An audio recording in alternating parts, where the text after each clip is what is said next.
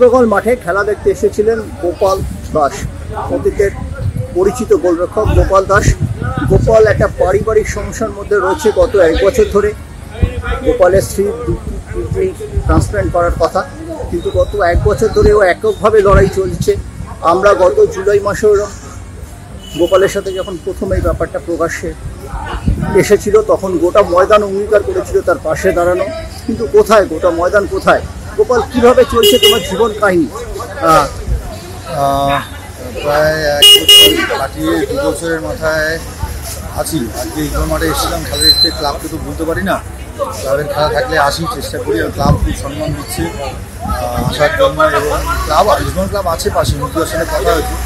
সবাই থাকলে ভালো হতো। প্রচুর টাকার প্রয়োজন, প্রচুর টাকা, এবং কিডনিরও প্রয়োজন। তো কিডনি দুটো পেয়েছিলাম, ঘটনাচক্রে বিভিন্ন রকম প্রবলেমের জন্য ক্যান্সেল হয়ে গেছে। তো প্রচুর এখন ঘুরছে, খুব তাড়াতাড়ি চাই, এবং তার সঙ্গে অর্থটা বিপুল পরিমাণ, প্রচুর টাকা।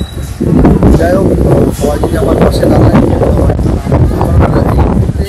যখন ফুটবল খেলেছিলাম যে পয়সা উপার্জন করছি এবং চাকরিও করি, চাকরিটা হবে না, প্রচুর টাকা। অফিস হেল্প করছে আমাদের, পার ডে প্রচুর খরচা আছে আনুষঙ্গিক। বাইরে সপ্তাহে কটা সপ্তাহে 2 করে চলে, মাসে এখন 9টা করে ডায়ালিসিস। খুব কষ্ট পাচ্ছি। প্রায় 150টার মতো শেষ হয়ে গেছে, 150টার মতো ডায়ালিসিস হয়ে গেছে। হাতটা ক্ষতবিক্ষত হয়ে গেছে, হাত গলা। তা আমি চাই খুব তাড়াতাড়ি যদি ট্রান্সপ্ল্যান্ট হয়ে যায়, তাহলে ও বেঁচে যাবে, আমিও বাঁচবো, আমি মাঠে ফিরতে পারবো তাড়াতাড়ি।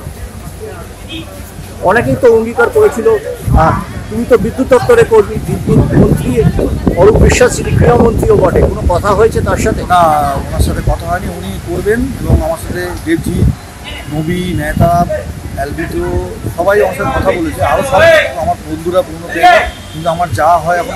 ইলেকশন ছিল, হয়তো এর মধ্যে যাওয়া হবে, সবাই মিলে যাবো, গিয়ে ব্যবস্থা বলবো ওনাকে। আশা করি ব্যবস্থা করবে। কারা এগিয়ে এসেছিল? গত বছর তো দেবজিৎ মেহতাবটা এগিয়ে এসেছিল, তারপর কি হলো? না, আসল কথা ইলেকশনটা এসে গেল, ইলেকশনের জন্য পিছিয়ে গেল। তারপর আমি একা চেষ্টা করছিলাম, ডোনার পেয়েও হারিয়ে গেল। যাই হোক, চেষ্টা করছি, এখন কী হয়। অনেক ধন্যবাদ।